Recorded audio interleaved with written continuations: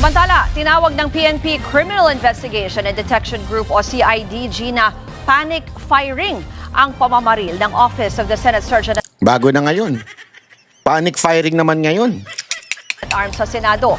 Dahil dyan, inirekomenda na nilang sampahan ng mga kasong kriminal ang 3 tauhan ng OSAA, kabilang si Mau Aplasca. At para po sa detalye live mula sa Camp Crame sa Quezon City, may Express Report si Mon Gualvez. Mon, ano-ano ba itong isinampang kaso at ano ba daw ang basihan?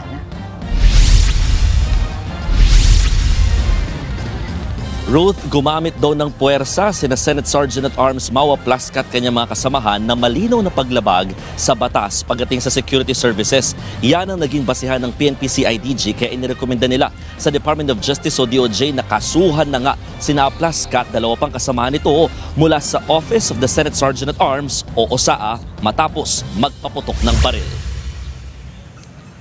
Sa investigasyon ng CIDG, nakitaan na gumamit ng puwersa sina Aplasca na malinaw na paglabag sa tinatawag na Rules of Engagement base na rin sa nakasaad sa Implementing Rules and Regulation ng Republic Act 1197 o yung Private Security Services Industry Act.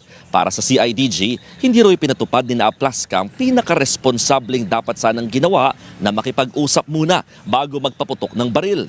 Hindi rin tinatanggap ng CIDG ang pagsasagawa ng warning shot di umano ni Aplasca, lalo't ipinagbabawal na raw ito ng pulisya sa marataong lugar gaya dito sa Metro Manila. Tinawag din ng CIDG na panic firing ang mga naging hakbang ng OSAA habang defensive naman ang ginawa ng mga tauhan ng NBI na nagpaputok din ng Kahapon meron na sila. Ngayon, ito na naman yung kwento nila. Kaya nga, paulit-ulit ko sinasabi, araw-arawin nila yan hanggang sumaksak sa utak ng mga Pilipino. Kasalanan ng senador o AC Aplasca, mali yung ginawa. Yan, araw-araw yan.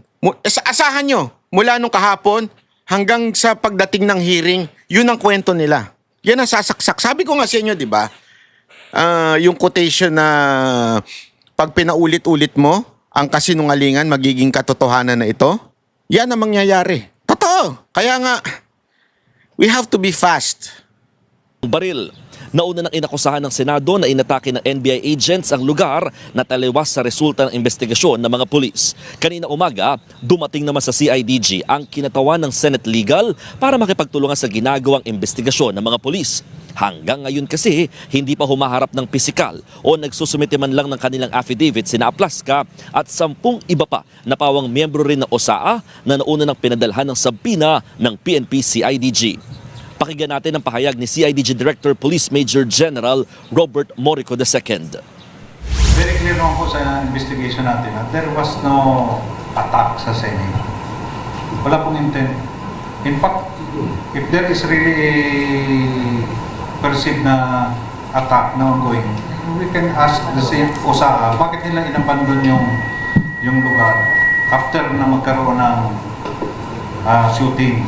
Yung paggamit po ng baril ng OSAA is covered on Private Security Services Act, wherein there are 6 stages na kailangan nila munang i-observe before the use ng lethal force. Ruth, sabi din ng CIDG na isuko naman na ni Aplasca ang kanyang 9mm Scorpion pistol matapos din ipasabina ng pulisya. Ito ay sumasailalim na rin sa ballistic examination. Inaalam kung ito lang ba ang nagamit na baril ni Aplasca lalo't maraming mga firearms na rehistrado mula sa Senado. Ruth? Mon, linawin ko lang kasi yung kaninang sinasabi nung police official na parang binabanggit yung Private Securities Act. Ano ba yung eksakto na paglabag dyan or yung eksaktong reklamo? Ay, nako. Anyway, ito pa.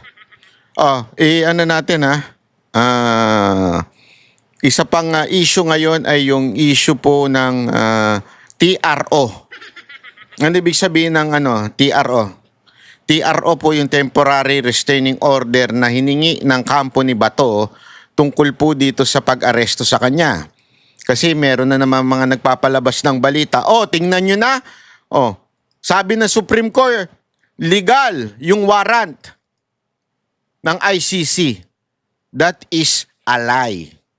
Kasinungalingan po yun. Wala pong sinabi ang Supreme Court na yung warrant ng ICC ay valid. O sabihin hindi pala valid. Ibig sabihin, tama. Dapat ganito ang pag-implement. Walang sinabing ganon. Okay? Para bagang ganito, ipaliwanag ko lamang po sa inyo. Ha? Marami kasing isinampa ang case, ang kampo ni Bato, yung kanyang mga abogado.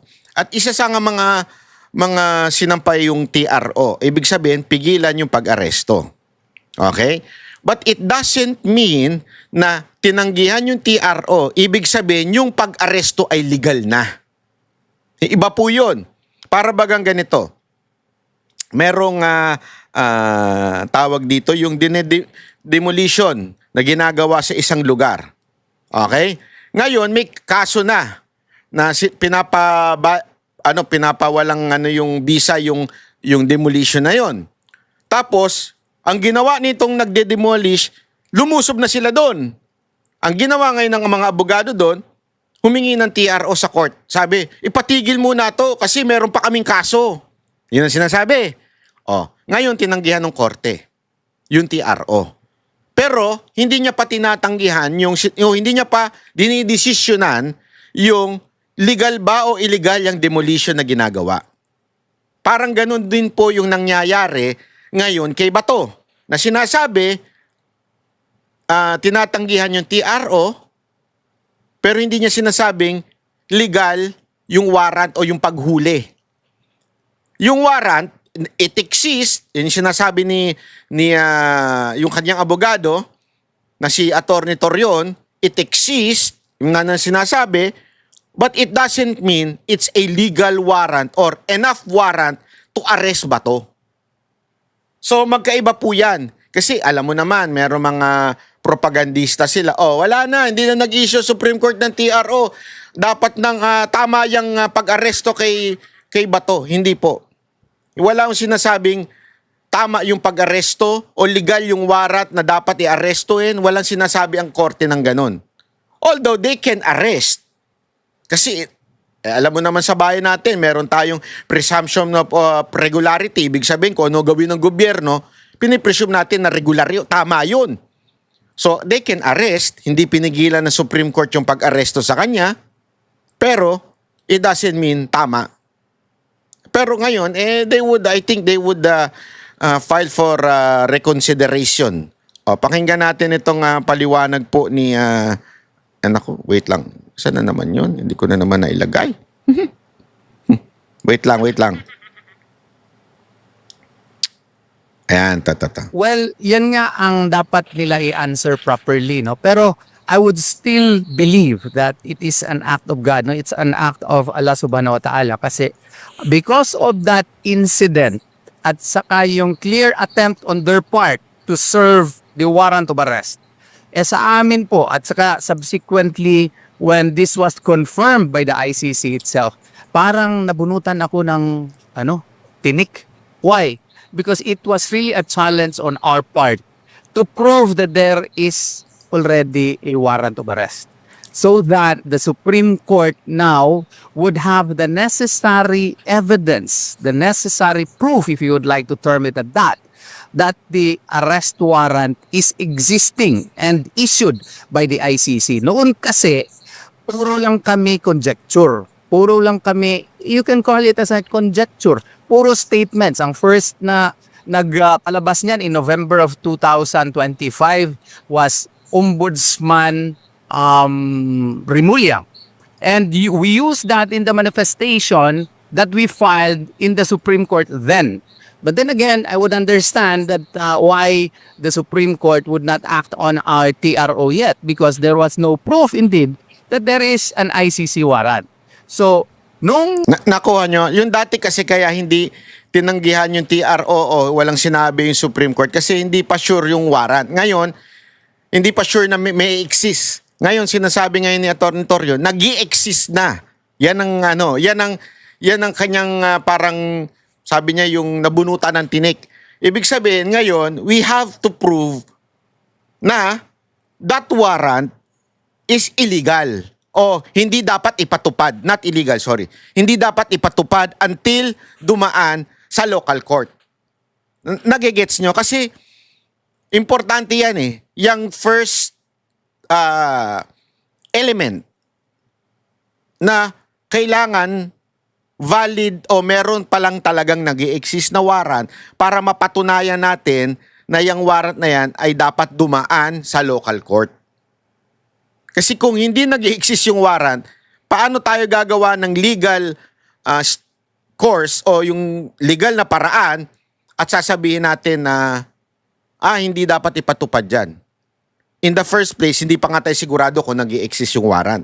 Ngayon, sigurado na nag-i-exist yung warrant. Ang tanong lang, dapat bang ipatupad? Magkaiba po yun. Pinakita na mismo ni Mr. Antonio Trillanes na meron ngang warrant and kinonfirm ng ng ICC in the evening of May 11, then there is no more doubt as to the existence of the warrant of arrest. And the existence of the warrant of arrest, and in fact, the recognition on the part of the executive department that there is a warrant of arrest should be differentiated from enforcement of warrant of arrest, such that if they justify it on the foreign affairs power on the part of the executive department, or through his presidential powers on the part of the executive department, once it involves deprivation of liberty within Philippine soil, we will follow Ho versus People, Achacoso versus Salazar versus Achacoso rather,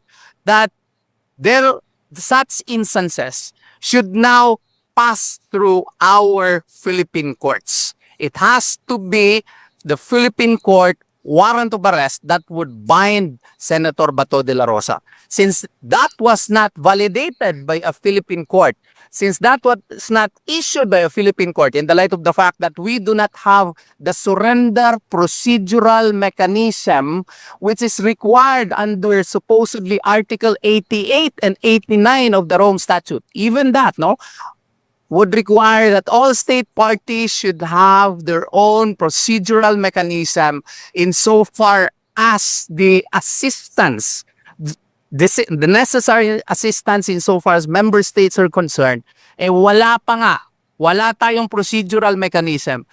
Yan yung sinasabi ko sa inyo kahapon na yung IRR na parang, okay, may batas. Pero hindi po kasi sapat yung batas. Kailangan meron pang procedure. Papaano? Nakasulat nga doon, di ba, sa RA 9851, doon sa Section 17 sa bandang dulo. Di ba? Merong nakalagay doon na kailangan sumang-ayon ito sa batas at sa extradition treaties. Wala nga. Walang procedural na sinasabi ni Atty. Torion. So, paano mo ba ipapatupad o i-execute ang isang batas kung wala pa itong procedure kung paano i-execute? Naintindihan natin? So, napaka-importante po kasi nito eh. Kaya hindi pa pwedeng basta-basta mo na lang isi-serve yung warrant. Bibigyan ko kayo ng halimbawa. Kunwari, merong warrant ang isang tao na nasa loob ng subdivision. Okay? Ibibigay mo. Hindi pa pwede yung NBI or police basta-bastang papasok sa subdivision. Hindi pwede yun. Baka akala ninyo, pagka ganun pwede na. Hindi. Kailangan, dumaan muna siya doon sa security ng subdivision na yon. O kailangan siya dumaan sa admin at para magsabing isi-serve namin itong warrant. Doon sa taong nakatira, ito ang address, blah blah blah. Tapos titingnan ngayon nung subdivision. Tama ba yung pangalan at yung address na nakatira doon? Pag tama, okay. So ano ibig sabihin nun? May karapatan ba yung subdivision na admin na hindi papasukin? May karapatan kung mali ang pamamaraan. Pero kung tama ang pamamaraan at pinigilan niya, obstruction of justice yun. Pero kung tama ang pamamaraan, dumaan sa kanila, tsaka nila hinuli, okay yun.